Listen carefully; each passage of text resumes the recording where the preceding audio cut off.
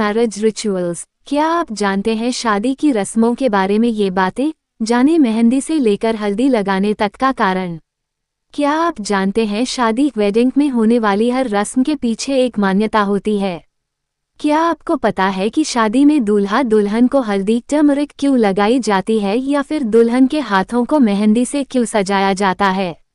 आखिर जूते क्यों चुराए जाते हैं? क्यों वरमाला पहनाई जाती है? इन सब का अपना एक अलग महत्व है। देवउठनी एकादशी के बाद से ही मांगलिक कार्यों की शुरुआत हो चुकी है। इसी वक्त शादी विवाह जैसे मांगलिक कार्य भी शुरू हो जाते हैं। सर्दियों के शादियों का सीजन नवंबर महीने के बीच से शुरू होकर मिड दिसंबर तक चलता है। इस समय जिनकी शादी होने वाली होती है उन्हें कई तरह के शादी की रस्मों को मानना पड़ता है। शादी में होने वाली रस्में रीति रिवाज बड़े ही जोश के साथ लोग फॉलो किए जाते हैं।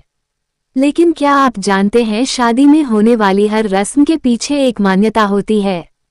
क्या आपको पता है कि शादी में दूल्हा दुल्हन को हल्दी क्यों लगाई जाती है या फिर दुल्हन के हाथों को मेहंदी से क्यों सजाया जाता है?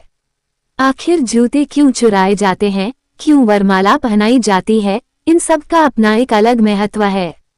आइए जानते हैं शादी की इन रस्मों के पीछे क्या कारण है। दूल्हा दुल्हन को क्यों लगाया जाता है हल्दी और उपटन? दूल्हा दुल्हन की शादी की शुरुआत हल्दी के कार्यक्रम से होती है। हल्दी और उपटन के कार्यक्रम में सुहागन स्त्रियों को शामिल किया जाता है।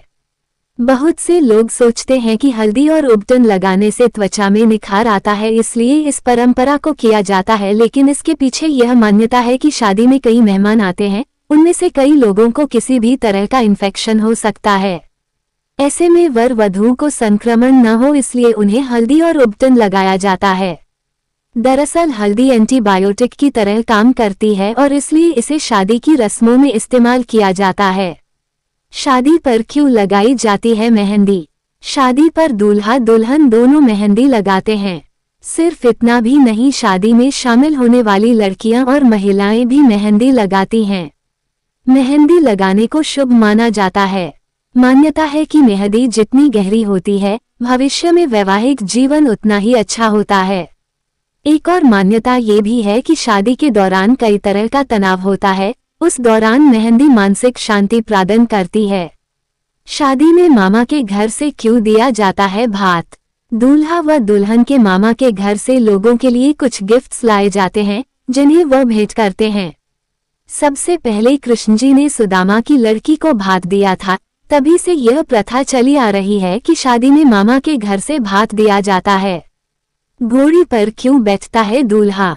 दूल्हा घर से निकलने के बाद घोड़ी पर बैठता है।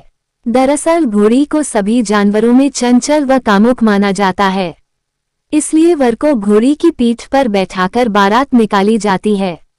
मान्यता है कि वर इन दोनों बातों को स्वयं पर हावी न होने दे, इसलिए उसे घोड़ी की पीठ पर बैठाया जाता है। शादी पर क्यों जाती है गणेश पूजा? दूल्हा व बाराती जब विवाह स्थल पर पहुंचते हैं तो दरवाजे पर कन्या पक्ष के लोग बारात का स्वागत करते हैं। इसके बाद दुल्हन के पिता व पंडित और उनके रिश्तेदार सभी गणेश जी की पूजा करते हैं। गणेश पूजा के बाद से ही कन्या के घर में सभी रस्में शुरू की जाती हैं और इस रस्म के बाद वर पक्ष को मिलनी व उपहार दिया जाता है। कहते हैं हर शुभ कार्य की शुरुआत गणेश जी की पूजा के साथ ही होती है। क्या है जयमाल का कारण? जयमाल की रस्म में दूल्हा व दुल्हन एक दूसरे को माला पहनाते हैं। मान्यता है कि दूल्हा और दुल्हन एक दूसरे को माला पहनाकर आपसी स्वीकृति प्रदान करते हैं। विष्णु पुराण के अनुसार देवी लक्ष्मी जब समुद्र मंथन से प्रकट हुई तो उन्होंने भगवान विष्णु को माला पहनाकर पति रूप में स्वीकार किया था। यह उसी परंपरा का प्रतीक माना जाता है। 7 फेरे और 7 वचन। शादी की रस्मों में दूल्हा व दुल्हन का गठबंधन कर अग्नि के सामने 7 फेरों के 7 वचन लिए जाते हैं। पहले 3 फेरों में दुल्हन आगे रहती है, बाद के 4 फेरों में दूल्हा आगे रहता है।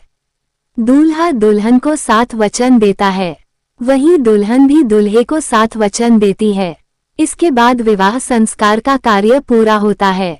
क्यों पहनाते हैं लाल सिंदूर? विवाह मंडप में 7 फेरों के बाद दूल्हा अपनी दुल्हन की मांग में लाल रंग का सिंदूर भरता है ताकि वो सदा सुहागन रहे और समाज में उसकी पत्नी के रूप में जानी जाए।